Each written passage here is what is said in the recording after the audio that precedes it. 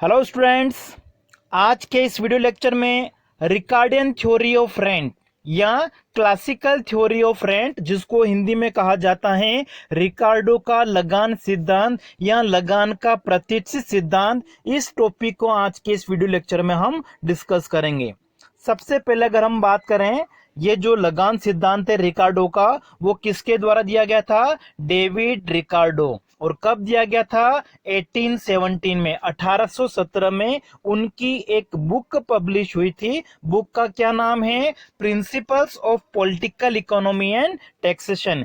इस बुक में उन्होंने रेंट के बारे में अपने जो व्यूज दिए हैं उसको क्या कहा जाता है? रिकार्डन थ्योरी ऑफ रेंट, रिकार्डो का लगान सिद्धांत। देखिए, जो फैक्टर्स ऑफ प्रोडक्शन होते हैं वो कौन कौन से होते हैं? Land, labour, capital. लेकिन रिकार्डो का क्या मानना है कि जो लैंड है उसको मिलता है रेंट।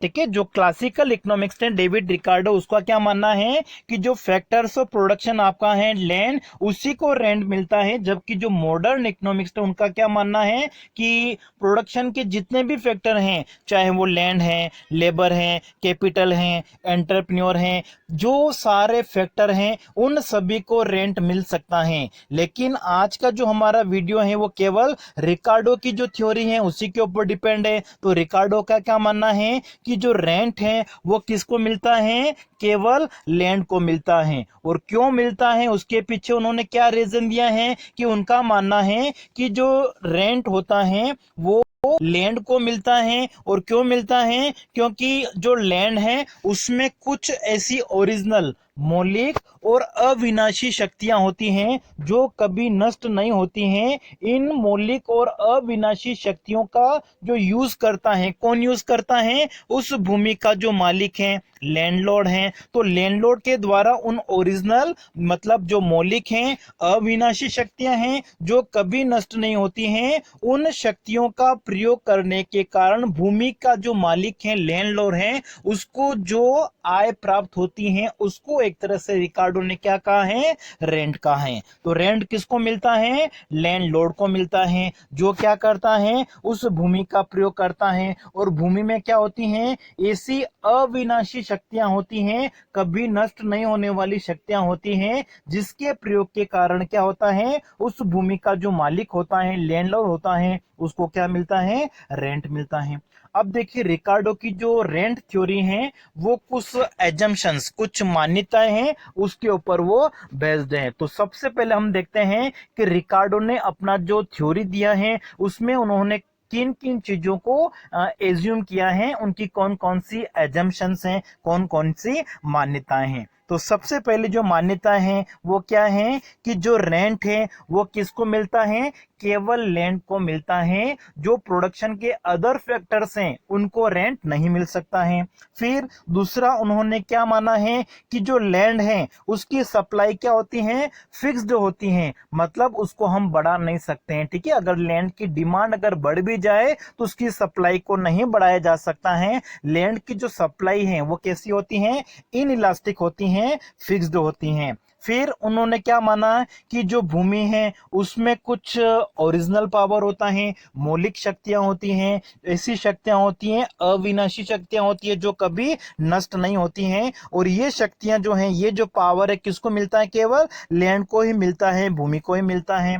फिर उन्होंने मान लिया कि जो लैंड है उसका यूज जो है वो केवल खेती करने के लिए यूज की जाती हैं। अदर जो यूजर्स होते हैं, जैसे कि फैक्ट्री लगा दी वहां पे, मकान बनाने के लिए, कंस्ट्रक्शन के लिए, अदर कोई यूज नहीं होता है। भूमि का केवल एक ही यूज होता है, और वो क्या यूज होता है? जो लैंड है उसको खेती करने के लिए, फार्मिंग के लिए, कृषि करने के लिए वो प्रयोग की जाती हैं। और वहां पे उस भूमि के ऊपर जो फर्टिलिटी होती है उसमें अंतर पाया जाता है, डिफरेंस पाया जाता है। इस वजह से उस भूमि पे क्या होता है? Law of diminishing marginal utility जो है, सॉरी, जो लॉ ऑफ डिमिनिशिंग रिटर्न से वो एक तरह से ऑपरेट होता है। और साथ ही साथ क्या होता है? जो लैंड होता है उनको हम कैसे यूज कर सकते हैं? Diminishing order of their fertility, मतलब जो भूमि ज्यादा अच्छी है, ज्यादा उपजाऊ है, जिसकी फर्टिलिटी ज्यादा अच्छी है, उसका जो यूज है वो क्या होगा? पहले यूज किया जाएगा। मतलब अच्छी क्वालिटी की जो भूमि है,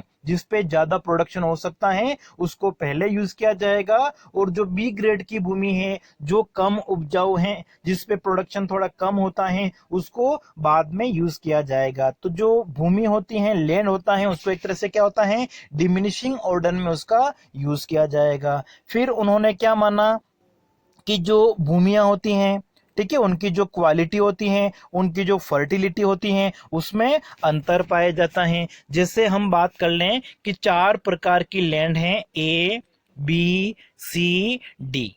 तो रिकार्डो का क्या मानना है कि जो ए भूमि है उसकी क्वालिटी क्या है, अच्छी है, इसकी फर्टिलिटी अच्छी है, इसलिए इस पे प्रोडक्शन क्या होगा, ज्यादा होगा। बी भूमि की जो क्वालिटी है, फर्टिलिटी, वो ए के कंपैरिजन में कम है, इसलिए बी पे प्रोडक्शन थोड़ा कम होगा। सी की क्वालिटी थोड़ी और खराब है ए और बी के कंपैरिजन में, तो सी पे प्रोडक्शन और कम होगा। डी अगर इन चारों में से सबसे कम अच्छी भूमि है, इसकी फर्टिलिटी सबसे कम है, तो डी भूमि पर एक तरह से क्या होगा, जो प्रोडक्शन होगा वो एक तरह से क्या होगा, कम होगा, सबसे कम प्रोडक्शन होगा। फिर उन्होंने क्या मान लिया कि जो मार्केट है, चाहे वो प्रोडक्ट मार्केट है, फैक्टर मार्केट है, उसमें क्या होता है, परफेक्ट कंपटीशन होता है, ठीक है, जिसमें प्राइस एक तरह से क्या होगी, कांस्टेंट होगी, और प्राइस जो है वो किसके इक्वल होगी, जो मिनिमम एवरेज कॉस्ट होती है उसके एक तरह से इक्वल होगी। फिर जैसे जैसे पॉपुलेशन है वो बढ़ती जाती है, तो पॉपुलेशन बढ़ने के साथ साथ में क्या होगा, जो अनाज का उत्पादन है वो भी एक तरह से क्या होगा,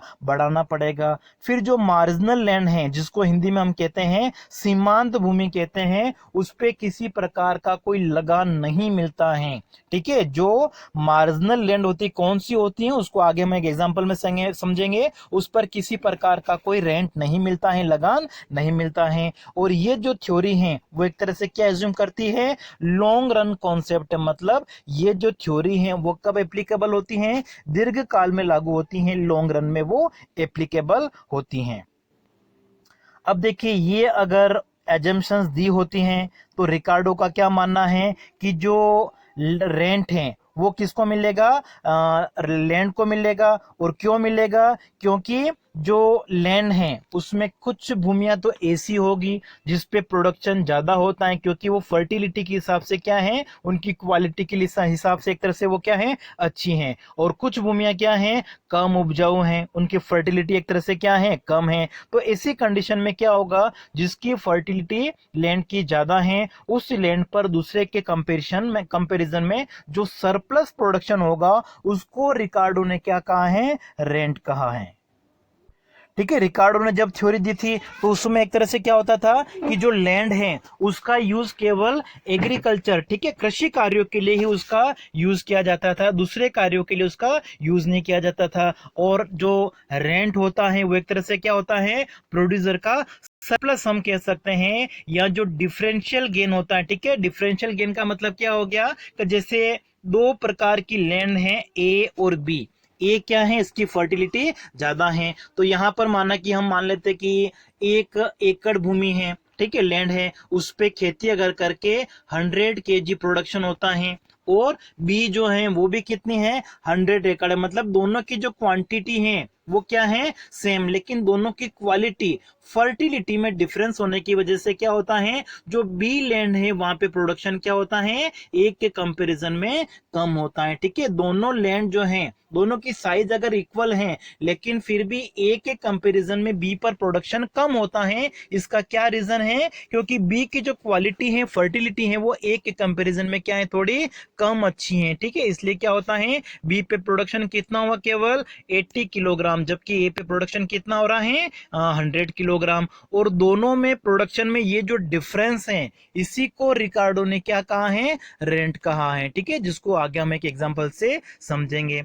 अब देखिए, जो रेंट होता है, ठीक है, वो एक तरह से क्या होता है, इन 2 बेसिस पे हो सकता है। एक होता है दुर्लभता लगान, जो किस वजह से उत्पन्न होता है कि जो लैंड है उसकी सप्लाई एक तरह से क्या होती है, लिमिटेड होती है, ठीक है। जो भूमि है उसकी पूर्ति क्या होती है, सीमित होती है, इन इलास्टिक होती है, उसको हम बढ़ा नहीं सकते हैं। और दूसरा होता है विभेदात्मक लगान, ठीक है। डिफरेंशियल रेंट का मतलब क्या हो गया कि जो लैंड ज्यादा अच्छी हैं, जिसकी फर्टिलिटी क्या है, अच्छी है, वहां पे प्रोडक्शन क्या होता है, ज्यादा होता है। जैसे अभी हमने जो एग्जांपल देखा था कि दो लैंड है ए और बी, ए ज्यादा अच्छी है इसलिए यहाँ पे प्रोडक्शन कितना हो रहा है, 100 kg, और बी क्या है, फर्टिलिटी के हिसाब से ए से थोड़ी कम अच्छी है इसलिए यहाँ पे प्रोडक्शन कितना हो रहा है, 80 kg। तो यहाँ पर इन दोनों के बीच में जो डिफरेंस है उसको रिकार्डो ने एक तरह से क्या कहा है, विभेदात्मक लगान कहा है, डिफरेंशियल रेंट कहा है। अब देखिए रिकार्डो की जो ये थ्योरी है उसको हम दो तरीके से समझ सकते हैं, ठीक है। अगर फर्स्ट हम ले लें कि एक्सटेंसिव कल्टीवेशन है, जिसको हिंदी में कहा जाता है विस्तृत कृषि, मतलब भूमि के अलग अलग टुकड़ों पर कृषि की जाती है, खेती की जाती है, और वहां पे जो लेबर है और जो कैपिटल हैं वो सब जगह क्या है, इक्वल। जैसे हम इसको समझाने के लिए एक एग्जांपल ले लेते हैं कि रिकार्डो क्या कहता है कि कुछ लोग जाके एक जो टापू है वहां पे कुछ लोग जाके बसते हैं और अपनी जो रिक्वायरमेंट होती है, ठीक है, खाद्यान्नों की जो मांग होती है उसको पूरा करने के लिए वो क्या करते हैं, जो सबसे अच्छी भूमि है ए प्रकार की, वो वहां पे क्या करते हैं, प्रोडक्शन चालू करते हैं और अपनी जो खाद्यान्नों की मांग है उसको वो क्या करते हैं, पूरा करते हैं, ठीक है। अब खाद्यान्नों की मांग अगर बढ़ेगी तो वो क्या करेंगे, जितनी भी अच्छी क्वालिटी की भूमि है, जिसकी फर्टिलिटी अच्छी है, उसका वो पहले यूज करेंगे। अब रिकार्डो का मानना है कि उस टापू पर जैसे जैसे पॉपुलेशन बढ़ती है तो पॉपुलेशन बढ़ने के साथ साथ में क्या होगा, जो फूड ग्रेन से अनाज है, खाद्यान्न है, उनकी मांग एक तरह से क्या होगी, बढ़ेगी। और खाद्यान्नों की मांग बढ़ने से क्या होगा, अगर अच्छी क्वालिटी की भूमि अगर पूरी तरीके से यूज कर ली जाए तो अब क्या होगा, उससे जो कम अच्छी क्वालिटी की भूमि है, बी ग्रेड की जो भूमि है उस पे क्या होगा, खेती करना प्रारंभ किया जाएगा। फिर जैसे जैसे पॉपुलेशन और बढ़ती है तो जो सी ग्रेड की भूमि है, जो कम अच्छी है, जिसकी क्वालिटी थोड़ी और खराब है, उस पे खेती की जाएगी। फिर जो सबसे कम उपजाऊ भूमि है, जिसकी फर्टिलिटी सबसे कम है, जिसको हमने क्या कहा है, डी प्रकार की हम लैंड कह रहे हैं उसको, तो उस पे खेती की जाएगी। इस तरीके से रिकार्डो क्या कहता है कि जो एक्सटेंसिव कल्टीवेशन है, विस्तृत कृषि है, उसको हम समझाने के लिए चार प्रकार की हमने लैंड ली है, ए बी सी, और चार प्रकार की भूमि है, कौन कौन सी, ए बी सी डी। ए की जो क्वालिटी सबसे ज्यादा अच्छी है इसलिए क्या होता है, इस ए लैंड पर सबसे ज्यादा प्रोडक्शन होता है, माना कि कितना होता है, 40 kg। जो बी लैंड है वो एक के कंपैरिजन में उसकी क्वालिटी फर्टिलिटी के हिसाब से देखें वो थोड़ी कम अच्छी है, इसलिए बी पे प्रोडक्शन जो होगा वो एक के कंपैरिजन में थोड़ा कम होगा, ठीक है। हम मान लेते हैं कि कितना होता है, 30 किलोग्राम होता है। इसी तरीके से सी प्रकार की जो भूमि है उस पे प्रोडक्शन क्या होगा, थोड़ा और कम होगा ए और बी के कंपैरिजन में। और डी जो है वो ए बी सी इन तीनों में से सबसे खराब हैं, इसलिए डी भूमि पर प्रोडक्शन क्या होगा, सबसे कम होगा। अब देखिए रिकार्डो का क्या मानना है कि जो रेंट होता है वो क्या होता है, ये जो सबसे अच्छी भूमियां हैं, सबसे खराब कौन सी हैं, डी।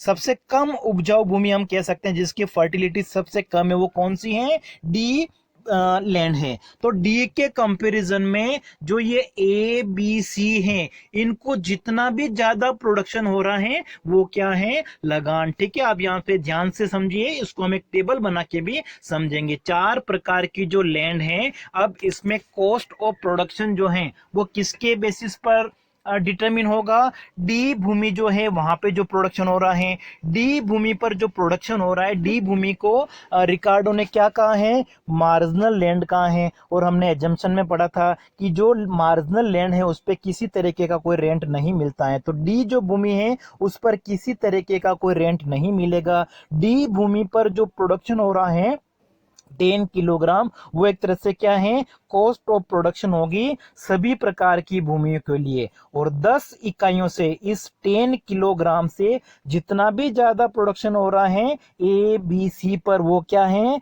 रेंट है। अब देखें ए पर अगर हम देखें प्रोडक्शन कितना ज्यादा है इस 10 के कंपैरिजन में, तो 40 माइनस 10 कर दिया, कितना, 30 किलोग्राम। तो ए जो लैंड है उस पर कितना रेंट मिल रहा है, 30 किलोग्राम के इक्वल। बी जो है इस पे कितना मिल रहा है, 30 माइनस 10 कर दिया, ठीक है। मतलब फॉर्मूला क्या होता है इसको निकालने के लिए, जो इंट्रा मार्जिनल लैंड है उस पर जितना प्रोडक्शन हो रहा है उसमें से हम क्या करते हैं, जो मार्जिनल लैंड है उसके प्रोडक्शन को हम माइनस कर देंगे। ठीक है, फॉर्मूला क्या हो गया, रेंट इक्वल टू क्या हो गया, हिंदी में अगर हम देखें तो लगान बराबर अधिसीमांत भूमि की उपज माइनस सीमांत भूमि की उपज। इंट्रा मार्जिनल लैंड पर जो प्रोडक्शन हो रहा है उसमें से हम माइनस कर देंगे मार्जिनल जो लैंड है, जो सबसे कम उपजाऊ भूमि है उस पे जो प्रोडक्शन हो रहा है, दोनों को डिफरेंस को क्या कहा जाता है रिकार्डो के अनुसार, रेंट। ठीक है, अभी देखो हमने जो एग्जाम्पल लिया था उसको हमने एक टेबल में ले लिया है। 4 प्रकार की लैंड है, 4 ग्रेड की है, A grade, B grade, C grade और डी ग्रेड। तो डी ग्रेड जो है इसको रिकार्डो ने क्या कहा है, मार्जिनल लैंड, ये मार्जिनल लैंड है। और ए बी सी ये एक तरह से क्या है, इंट्रा मार्जिनल लैंड है। ठीक है, हिंदी में क्या है, अधिसीमांत भूमि है। कौन कौन सी, ए बी सी। और डी जो सबसे खराब है उसको क्या कहा है, मार्जिनल लैंड कहा है, सीमांत भूमि की कहा है। तो रिकार्डो ने क्या बताया कि जो कॉस्ट ऑफ प्रोडक्शन है, उत्पादन की जो लागत है वो किसके द्वारा निर्धारित होगी, जो डी प्रकार की जो सबसे खराब भूमि, जो सबसे कम उपजाऊ भूमि है। तो देखिए सबसे कम उपजाऊ भूमि पर जो प्रोडक्शन हो रहा है वो कितना हो रहा है, 10 किलोग्राम। ये सारी भूमियों के लिए एक तरह से क्या होगी, कॉस्ट ऑफ प्रोडक्शन होगी। तो ए बी सी डी इन सभी प्रकार की भूमियों के लिए कॉस्ट ऑफ प्रोडक्शन कितनी होगी, 10 किलोग्राम। और जब हम जो टोटल आउटपुट है, प्रोडक्शन है, उसमें से जो कॉस्ट ऑफ प्रोडक्शन है उसको माइनस कर देंगे तो क्या बचेगा, रेंट बचेगा। ठीक है, 40 में से 10 को माइनस कर दिया 30। तो ए जो भूमि है उसको कितना रेंट मिल रहा है, 30। बी भूमि को कितना मिल रहा है, 30 माइनस 10 कर दिया 20। सी भूमि को कितना मिल रहा है, 20 माइनस 10 इक्वल टू 10। और डी भूमि को कितना मिल रहा है, 10 माइनस 10 इक्वल टू 0। मतलब डी जो भूमि है वो कौन सी है, सीमांत भूमि है, मार्जिनल लैंड है। और रिकार्डो ने क्या कहा कि जो मार्जिनल लैंड होती है, सीमांत भूमि होती है, उसको कोई भी रेंट नहीं मिलेगा। जो मार्जिनल लैंड है उससे क्या होता है, कॉस्ट ऑफ प्रोडक्शन कितनी है वो डिटरमिन होती है। जैसे हम माना कि यहाँ पे 3 प्रकार की लैंड लेते हैं। ठीक है, यहाँ पे ध्यान से समझिए कि अगर आपने एग्जाम्पल में 3 प्रकार की लैंड लिया है, ए बी सी, तो ए और बी कौन सी होगी, इंट्रा मार्जिनल लैंड होगी, अधिसीमांत भूमि होगी। और सी को आप क्या कहोगे, मार्जिनल लैंड। ठीक है, अगर आपने एग्जांपल में केवल 3 प्रकार की लैंड ली है, 3 ग्रेड की, ए बी सी, तो जिस पे सबसे कम प्रोडक्शन हो रहा है वो क्या होगा, मार्जिनल लैंड होगी। तो मार्जिनल लैंड पे जो प्रोडक्शन है 20 किलोग्राम, ये क्या होगी, कॉस्ट ऑफ प्रोडक्शन। फिर आप क्या करोगे, 40 में से 20 को माइनस कर दोगे तो कितना आ जाएगा, 20। तो ए लैंड पर कितना रेंट मिल रहा है, 20 के इक्वल। बी पर कितना मिल रहा है, 30 माइनस 20 कर दिया इक्वल टू 10 किलोग्राम के इक्वल। और जो सी है सबसे खराब है, वहां पे कितना मिल रहा है, 20 माइनस 20 क्या कितना आ गया, 0। मतलब सी जो सबसे खराब है उस पर लैंड रेंट नहीं मिल रहा है। तो हम कितनी भी प्रकार की लैंड को लेके एग्जांपल को हम समझा सकते हैं। ठीक है, तो यहाँ पर हमने 4 ग्रेड की लैंड ली है, ए बी सी डी। ठीक है, और इसके बेसिस पर हमने क्या किया, हमने समझाया हमारी थ्योरी को। फिर इसी चीज को हम डायग्राम से भी एक्सप्लेन कर सकते हैं। इस डायग्राम में हमने क्या लिया कि जो ओ एक्स एक्सिस है, यहाँ पर हमने लैंड ले ली है वो कौन से ग्रेड की हैं, और इधर हमने ले ली है प्रोडक्टिविटी। जो ए ग्रेड की जो लैंड है उस पर प्रोडक्शन कितना हो रहा था, 40 किलोग्राम के ऊपर, तो देखिए 40 किलोग्राम का हमने बना दिया। बी पे कितना हो रहा था, 30 के इक्वल, तो ये 30 का बना दिया। सी पे था 20 के इक्वल, तो ये 20 का हमने बना दिया। और डी जो भूमि है उस पे कितना हो रहा था प्रोडक्शन, 10 के इक्वल, तो ये बना दिया हमने। अब देखिए 10 से ऊपर जितना भी है वो सब क्या है, रेंट है। तो देखिए 10 से ऊपर कितना है, ये पूरा जो एरिया आ रहा है आपका, ये क्या है, रेंट है। तो ये हमने देखा था एक्सटेंसिव कल्टीवेशन में, विस्तृत कृषि में। ठीक है, जिसमें भूमि के अलग अलग टुकड़ों पर खेती की जाती है, लेकिन लेबर और कैपिटल की जो क्वांटिटी है वो सब पर एक जैसी है। लेकिन फिर भी क्या होता है, जो अच्छी क्वालिटी वाली भूमि होती है उस पर प्रोडक्शन ज्यादा होता है।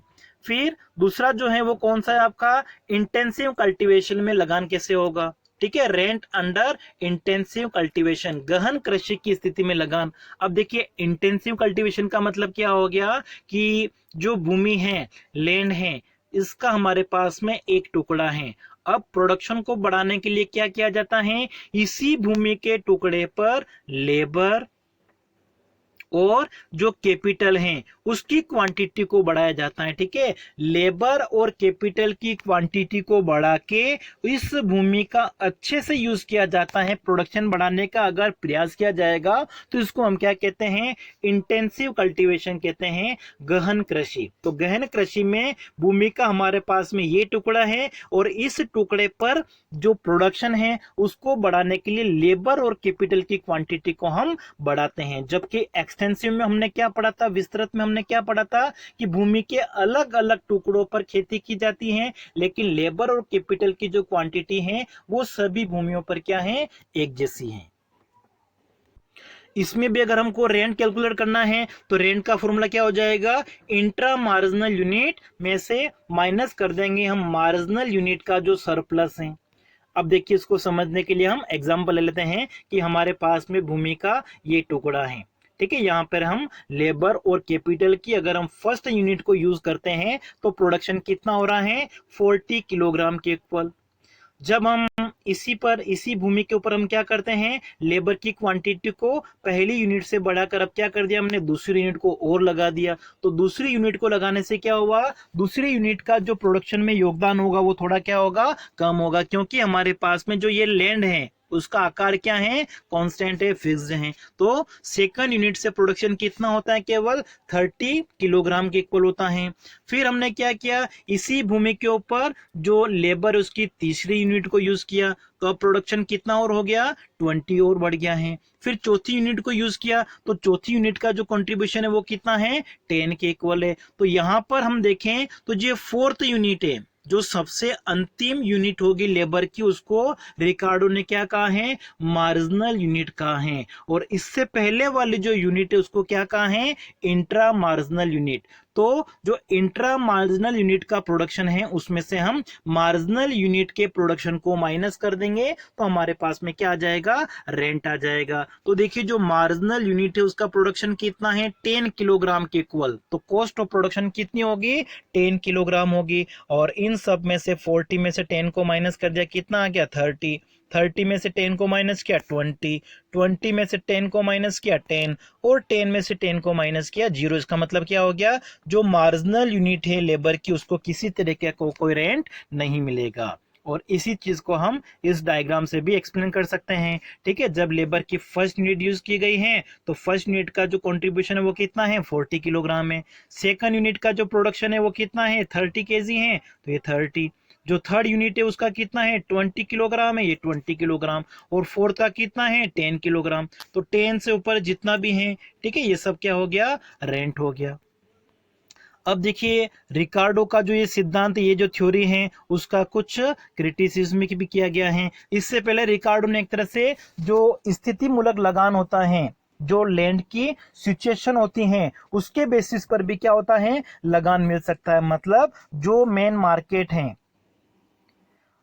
जो लैंड मार्केट के पास में होगी उसकी ट्रांसपोर्टेशन कॉस्ट क्या होती है, कम होती है। और जो लैंड क्या होती है, मार्केट से सबसे ज्यादा दूर होती हैं, वहां पर एक तरह से ट्रांसपोर्टेशन क्या होगी, कॉस्ट क्या होगी, ज्यादा होगी। तो पास वाली जो लैंड है उनके कंपैरिजन में दूसरी जो भूमियां हैं उस पे जितने भी ट्रांसपोर्टेशन कॉस्ट ज्यादा आएगी, तो ट्रांसपोर्टेशन कॉस्ट की जितनी भी बचत हो रही है उसको भी रिकार्डो ने एक तरह से क्या कहा है, लगान कहा है। ठीक है, रेंट का है। अब देखिए, उनका जो ये सिद्धांत है उसकी जो इकोनॉमिक्स थे उनके द्वारा क्रिटिसाइज भी किया गया है, आलोचना भी की गई है। फर्स्ट है, जो आलोचना करने वाले इकोनॉमिक्स हैं वो क्या कहते हैं कि जो भूमि है उसमें किसी प्रकार की कोई मौलिक और अविनाशी शक्तियां नहीं होती हैं। ठीक है, मतलब लोग जो होते हैं, जो लेबर हैं, कैपिटल है, वो क्या करते हैं, वहां पे वर्क करते हैं और यूज करते हैं उसका, जिससे क्या होता है, उस पर प्रोडक्शन होता है।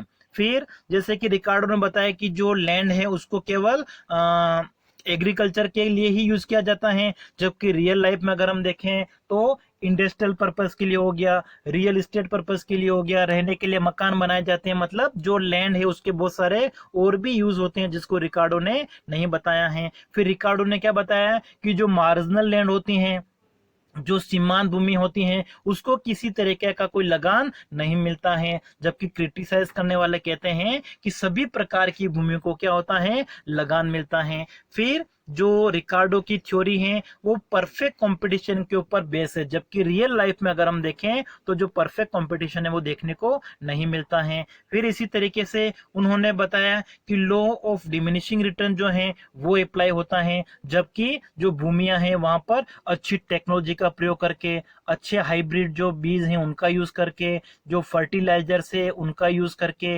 इरिगेशन फैसिलिटी को बढ़ा के एक तरह से क्या कर सकते हैं, प्रोडक्शन को बढ़ाया जा सकता है, जिसको उन्होंने क्या किया अपनी थ्योरी में, नेग्लेक्ट किया था, ध्यान नहीं दिया था।